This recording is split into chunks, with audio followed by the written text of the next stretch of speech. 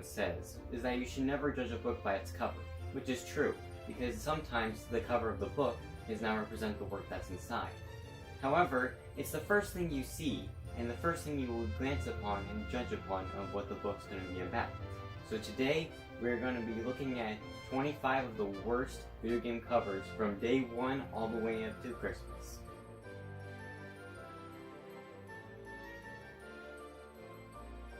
Chubby Cherub on NES. What more can I say? First of all, why is the title in bright pink? What is there to say about bright pink? And also, why is Bandai written twice? Once as the logo and once as the normal text. Or maybe it's just a way of memorizing who made it. Like, oh, who made that game? Oh, Bandai, Bandai. And I also like how they couldn't screen capture their own gameplay, so they just took a picture of it. It's like to say, oh crap, we have this amazing game, what should we do? And they just took a picture of it, and that was the one they went with. But, of course, the main star here is the naked guy at the bottom of the screen. First of all, why is he not wearing clothes? And why is he an angel, or a cupid, if some of you call it? Funnily enough, in the original Japanese version, you actually play as a ghost instead of an angel. So, maybe this is an alternate universe. Or maybe this is a timeline where he doesn't die, and yet he's resurrected as an angel. And in the other one, he's actually in hell as a ghost. Or maybe it just makes no sense at all.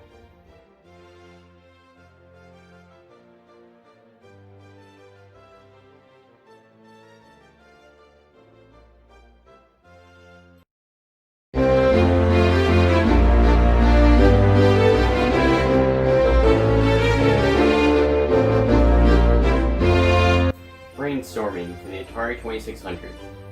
Oh, sorry, Barnstorming for the Atari 2600. It's common to get that confusing. Well, here we have a pilot trying to go through a barn while doing a loop-de-loop and trying to avoid obstacles. In the actual game, you actually have to avoid birds and silos in order to go through the barn. And no, you can't do a loop-de-loop in the game. Which is a shame, because what if somebody actually bought the game just for that? Like, I mean, I would be so disappointed. Like, you couldn't do a loop-de-loop and there was no rainbows on the back of the plan either. But what I don't understand is the sunset in the background. In fact, most of the sky is blue, representing day. But however, there's also appears to be a sunset or a sundown. So, which one is it? Is it sunset or sundown? Either way, it's confusing as heck.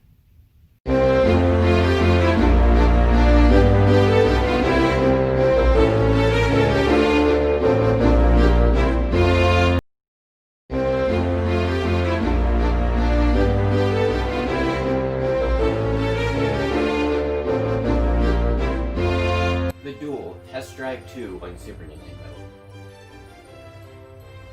What the heck am I looking at? I mean, what more can I say about this? I mean, like, why is there so many triangles on the outside of the races? Why are they racing on ice? Or is that supposed to be concrete? Or I don't know what that is.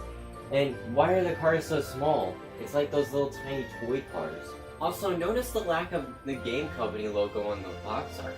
I mean, there's none anywhere besides licensed by Nintendo and stuff like that, but I mean, I guess the company who made this were so ashamed of the game that they refused to put it on the box art. I also like that bowling pin design at the bottom of the corner. Yes, I know it's supposed to be the Super Nintendo controller board, but it looks like a bowling ball. Or at least, to me at least. Fun fact, there was never a Test Drive 1, which is confusing, because why is it called Test Drive 2 if it's Test Drive 1?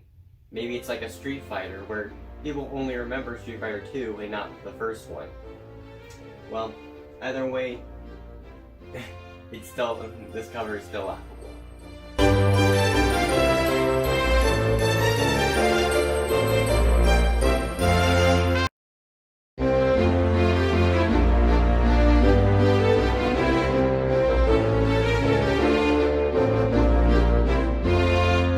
Bomberman on NES.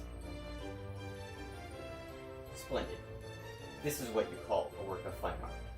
Alright, first off, let's get it out of the way. Bomberman on the front cover looks nothing like in the actual game. You can clearly tell that the people working on the cover had no idea what the game looked like, so they just assumed that's what Bomberman looked like. Also, why is he holding Samus's arm cannon? And why does he have a pester ball in his hand? And notice that how it says bomb in the background instead of boom, like the normal explosion effect. I mean, well, makes sense. I mean, it is a bomb that's blowing up instead of boom. So I mean, I guess that kind of makes sense. And also, what really sticks out is the nearly 1 million copies sold in Japan corner. Why does that need to be on there? I mean, it's a great thing, but really on the box art? And everything else is distracted by the baby blue background. Because nothing says, like, blowing up your enemies like baby blue. And also, why is the text like this? Bomberman. It's also like an orange and grainy font. Well, I mean, it makes sense, Bomberman, because after all, he runs around with bombs. I mean, it wouldn't really make much sense to call him Boomerman after all. Well, maybe, in an alternate universe, that's what he's called.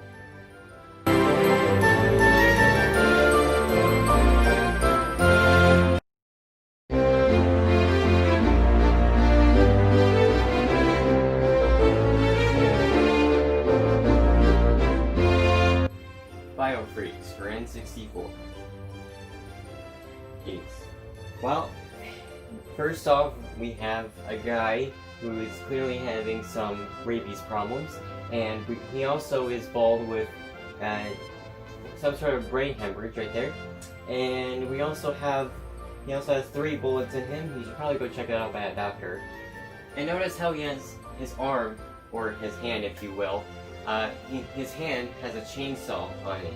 So, is that his actual hand, or is he holding the chainsaw? It begs the question. And also, what's with the American flag in the background?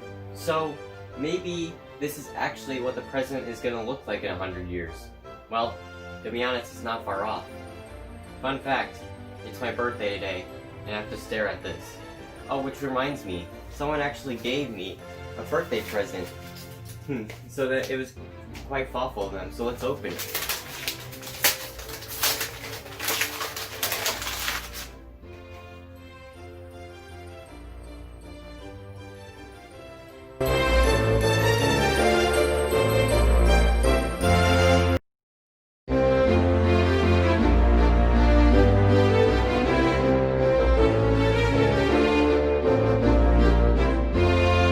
House for Sega Master System.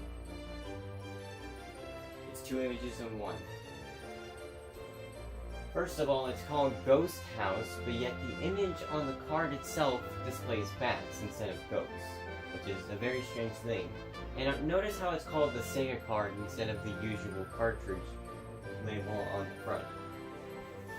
Well, if you don't know, the Sega cards were a little add-on from the Sega Master System, and only a handful of titles were selected, and this was the worst one that I found.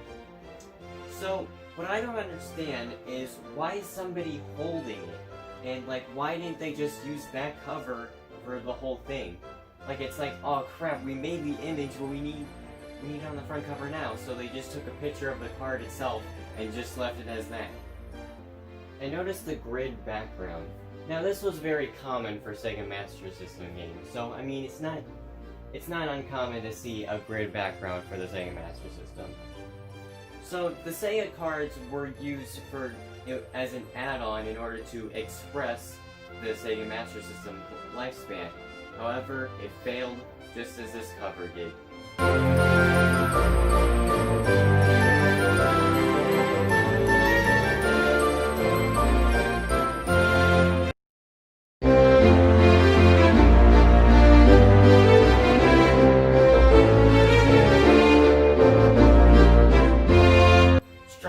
For the Sega Genesis. Absolutely wonderful. First off, we have a guy with a mullet swinging his sword and holding Velcro and boots on. And we also have this sticker right here that says 8 mega memory. That's a lot of blast processing, man. And who are the people in the background? Are those robots? Aliens? Troops? Who knows? I mean, after all, this was the 80s, anything could happen. And also we have some spotlights in the background showing attention, which is usually what people do during attractions. And what's with the buildings in the background? Reminds me of the buildings from Aladdin. I mean, this cover right here represents everything involved in the 80s. But you want to know something? The game came out in '91.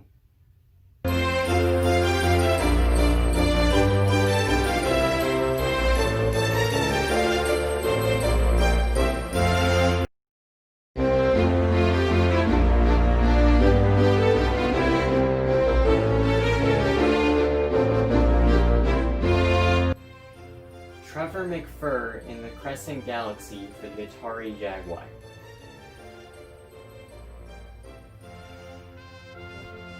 Well, let's just get this out of the way. Why is there two furries on the front cover? Is this some sort of special furry game? Not those ones on Steam, of course. And also, why aren't they wearing Ghostbusters costumes? Actually, Ghostbusters and furries? A furry Ghostbusters? That actually sounds kind of cool. And what's with the city in the background? Why? What kind of city is this? Is this a futuristic city? Why is there one UFO or spaceship or whatever just sitting there like nothing? And why is there just glimmers of brightness or bubbles or like why is that contrast a thing? You can also tell that the logo is a JPEG image and they forgot to cut out everything all the way. You know, this game came out on the Atari Jaguar, and on the front cover, there's a Jaguar. So let's just take this in. It's a Jaguar on the Jaguar. That is crazy.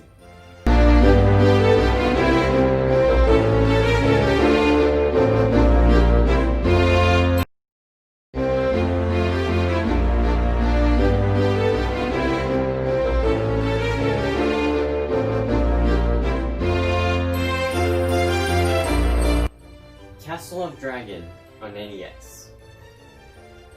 Castle of Dragon? So, does the dragon own the castle, or does the castle own the dragon? It begs the question. So, first of all, here's the dragon. It honestly looks more like a pterodactyl, and it's kind of small for a dragon itself.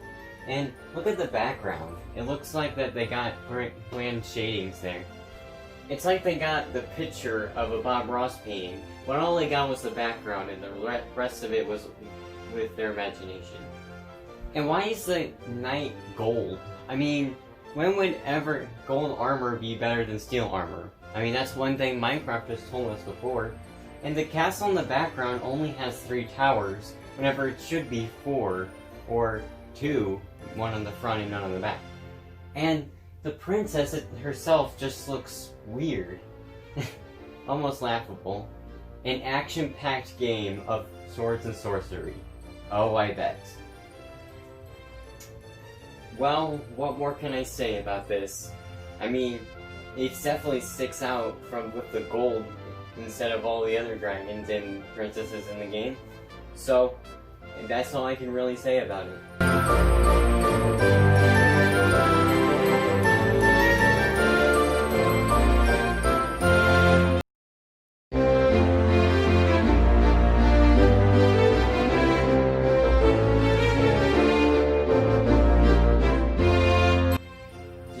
Derby 2 for the PS1. Dang, this cover has been through a lot. Let me tell you, these cars are in pretty rough shape. Like, they have been through everything. They have been through hell and everything else. Man, and that purple car right there, I mean, the driver in there is on their last legs. They are witnessing death in front of them right there as their final moments on Earth. And someone lost a wheel right there.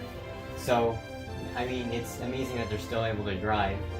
You know what? Maybe before Michael Bay was a director, he made video game covers, and this was one of his projects. I mean, I am convinced that this is a Michael Bay picture. I mean, it might be a Michael Bay movie in itself. It's just a piece of artwork. It is actually kind of cool, but it could be a little bit better, honestly.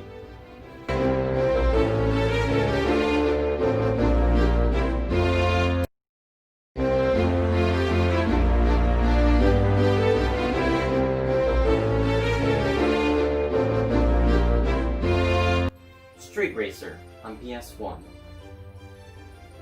Interesting, to say the least. So, first off, let's go through all the items that the people are holding.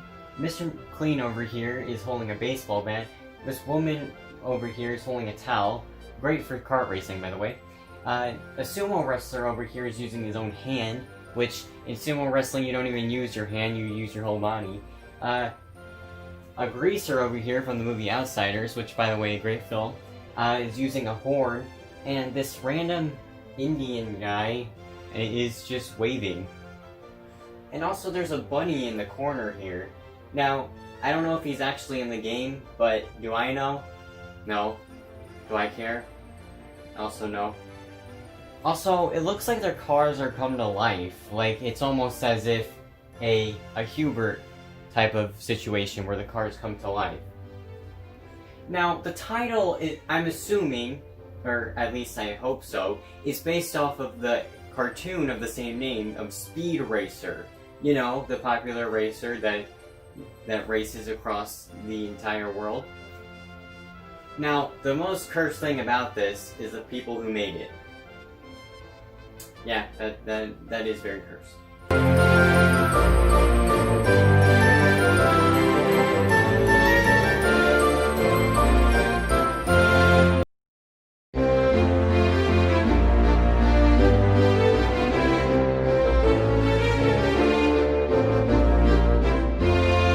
Sonic R for the Sega Saturn. Weird to see a Sonic game on here. Well, you can tell this was in the early days of 3D modeling. I mean, Knuckles looks alright, and so does Tails, but Sonic has triangles for ears. You can clearly see Eggman in the background, and why are the rings stationary instead of, like, circular, or at least somewhat effective moving, like all the other Sonic games? And why is Tails, like, looking for something? It looks like he's trying to look for, like, I don't know, Chaos Emeralds or rings. Well, there is Chaos Emeralds in the game. Maybe that's what he's looking for after all. But this isn't like an adventure game like all the other Sonic games. This is a racing game.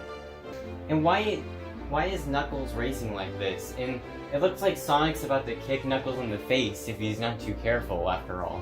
Fun fact, Amy Rose is also in the game, as well as all the other unlockable characters that you can unlock throughout the game. However, she's nowhere to be seen on the front cover. Well, I think she's lucky that she's not on the front cover, because after all, this is one of the worst Sonic games of all time. And this is also one of the worst covers of all time.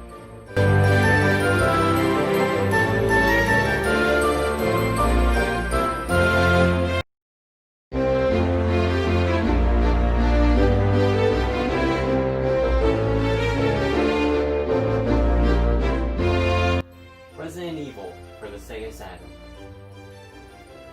Very intriguing, to say the least. So, on the front cover we have one singular zombie, which already is inaccurate considering in the game you fight multiple zombies. And this is the first Resident Evil game in an entire series, so the cover must be outstanding. Well, this one isn't. I can't tell if it's a chef or a doctor, so maybe it's both. And in fact, you should probably go see a dentist since his teeth are kind of sticking out. And why is he positioned like this in the camera? Like, it's almost as if he got his picture taken, but he didn't even know it, and then they just put it on the front cover as a joke. And I do have to say, the original cover on the PS1 is much better. But this one just doesn't make much sense at all. Well, funnily enough, the Sega Saturn version is more rare than the PS1 version. And I think that's for good reasons, because the Sega Saturn version of this cover is absolutely terrible.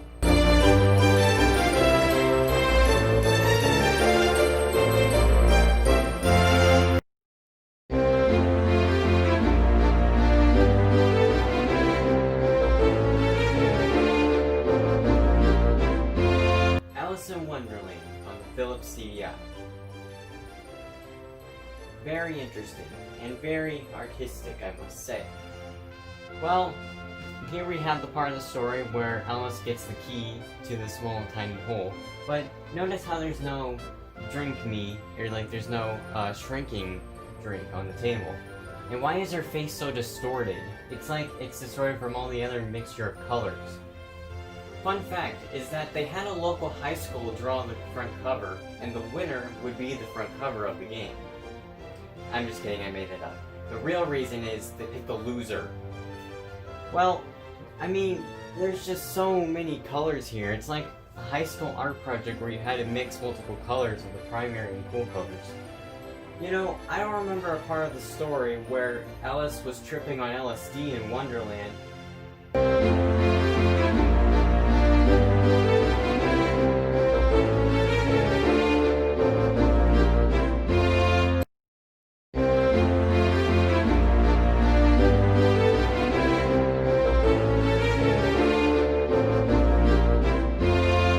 Castlevania, Legacy of Darkness for N64.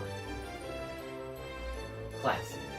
So, here we have a werewolf holding a skull from a skeleton's body, which is very interesting, because maybe it's his own body, after all. And we can clearly see a low-poly castle in the background. Again, another example of early 3D. And here we have the blue moon. And who is this guy in the background? And why is he so distraught by him, after all? Like, why is he so angry? He kind of looks confused a bit. Sold by Konami. Oh, I bet it is. So, this was actually one of the only few N64 games that needed the expansion pack in order to work. But would you really want to play it after seeing that?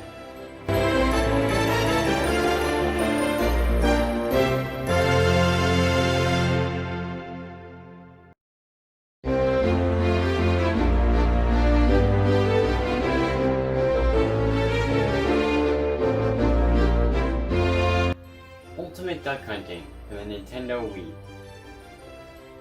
Very quackers, I must say. So, if you don't know, there's famous hunting is duck hunting, which you shoot ducks from high in the air. But with this guy, first of all, why is he in the water? He knows he doesn't have to sit in the water. There's bunkers that let you shoot ducks. And you know the duck is right below him. He doesn't have to shoot up high for other ducks, he can just shoot the one right there. And you know what? He better be careful, because he might shoot his dog in the process. You know, I'm always wondering, what state in the US does this take place? Because, I mean, where else in the world do they hunt ducks? America, obviously. But what state does this cover take place in? Well, in my opinion, I think it takes place somewhere in Missouri. Because, frankly, I mean, this is looking like a popular location with duck hunting. Well, either way, this state of the cover is absolutely terrible.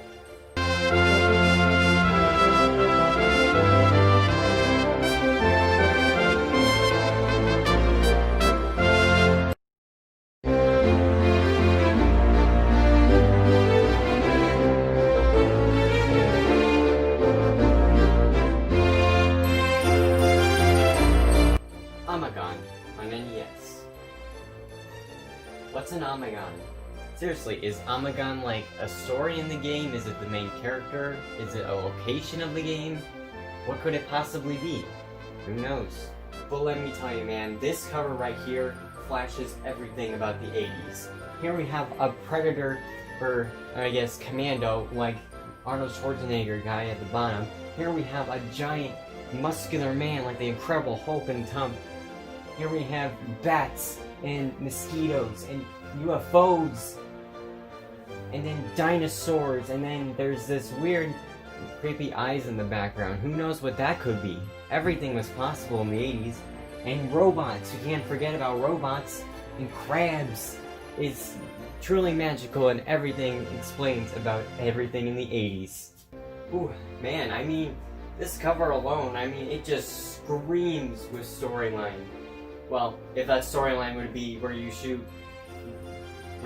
Hulks, robots, bats, dinosaurs, then maybe it's not so bad after all.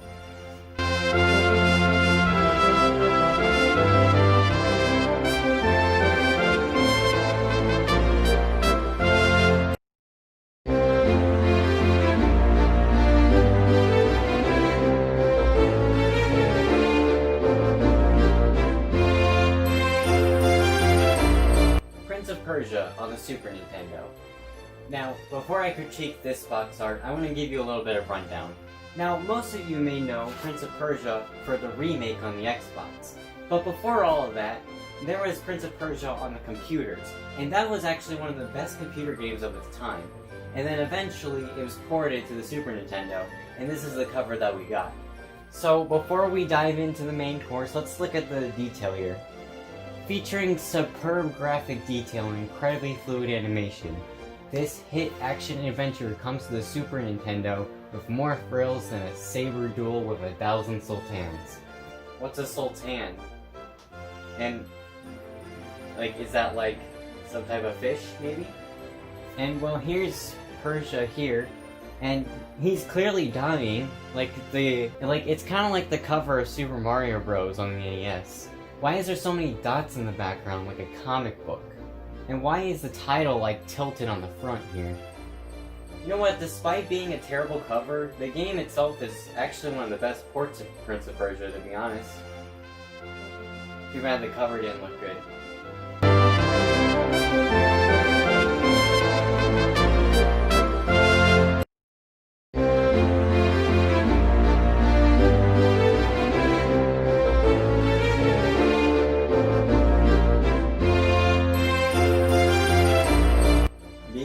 Scooter Simulator. This is gonna be one of the greatest video game covers of all time. I mean, my god, it's just so amazing. You can't take your eyes off of it. It is just genius. I mean, my god, that pink background and the pink fonts up in there, it totally represents everything of the 80s. And the ninja on a scooter, like, you couldn't be any more cool. And why is the scooter bigger than him? Must be one of those new Razor scooters. And why is there skulls? And what's with the white ninja? Is he the final boss, maybe? Or one of the main enemies? To be honest, not much is known about this game, other than the fact that it was released on the Commodore 64, and it has one heck of a title, that's for sure.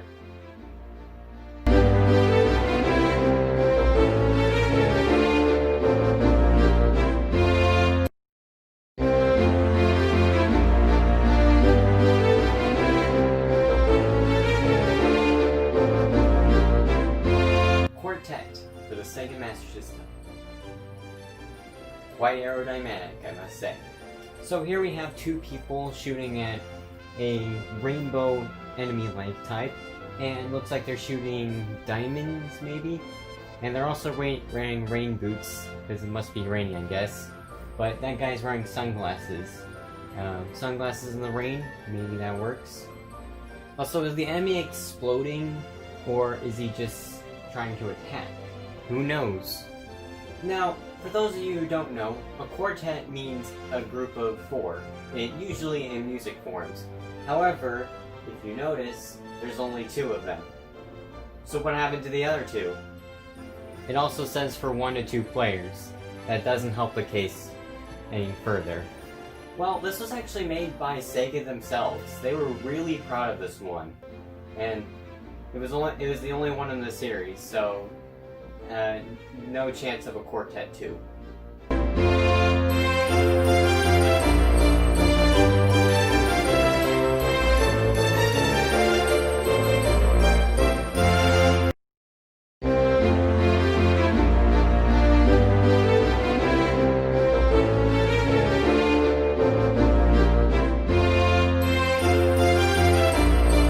Castlevania, Dawn of Sorrow on the Nintendo DS. Yes, this is the actual cover. So, Castlevania Dawn of Sorrow is a Nintendo DS game of the Castlevania series. So, I mean, for a regular cover, I mean, it looks pretty good. But then it's all blocked off by the actual game box. Who came up with this idea?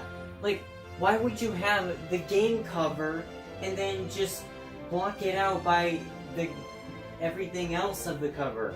Now, for those of you who don't know what this is basically Konami's attempt at Platinum Hits, or Nintendo Selects or stuff like that.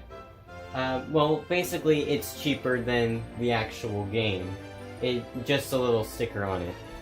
Was the sticker on the top of the label really not enough? Do they have to go all the way and ruin the cover? Well, it just wants... They want to make sure that you got the real deal or the cheap version.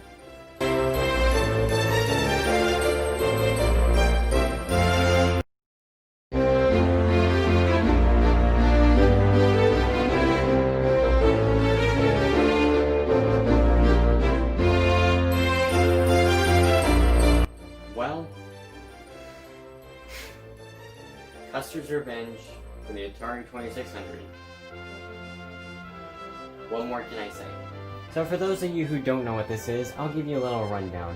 Basically, back in the 80s, these unlicensed company made Atari 2600 cartridges for adults only. These were 18 plus games back in the day. And notice the grid background. It's almost as if the Sega Master System was copying off of these types of style. Let me tell ya, back in the day, this cover caused controversy, and the game itself also did too. I mean, yeah, I can see why people would get offended over this. And I'm surprised people aren't offended nowadays. Or who knows, maybe they will be.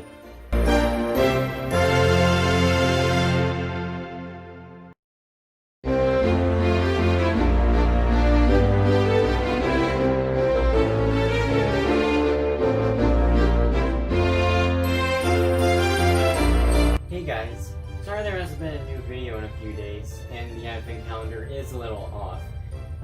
I just wanted to spend time with my family, that's all. But don't worry, I'm gonna make it up for it with a terrible video game cover, that's for sure. Bam! Pac-Man on the Atari 800. Well, I guess it is Pac-Man after all. Well, first of all, Pac-Man is not eating pellets, he's eating some sort of moon pies, I believe. And since when the ghosts have hands? I mean, I can understand Pac-Man, after all he was redesigned to have arms and legs, but the ghosts? Really? And I don't remember one of the ghosts being green. And notice how there's castles instead of, like, the blue walls. It's clearly someone was using their imagination. I mean, it's pretty obvious the people making the cover had no idea what the heck Pac-Man was. Well, it took years in order to perfect having arms and legs on Pac-Man, because if you do it wrong, this is the result.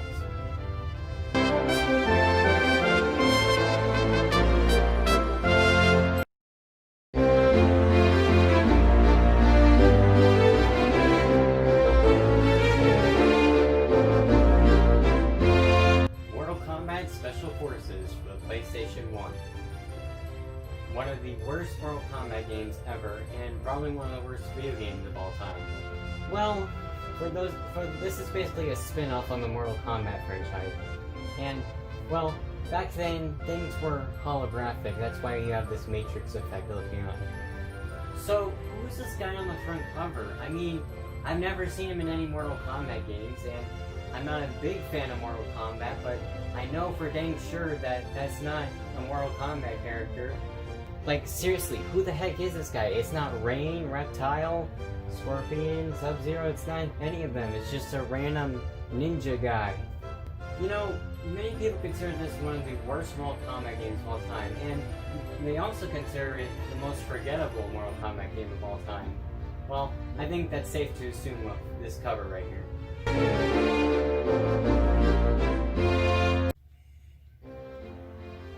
Good evening.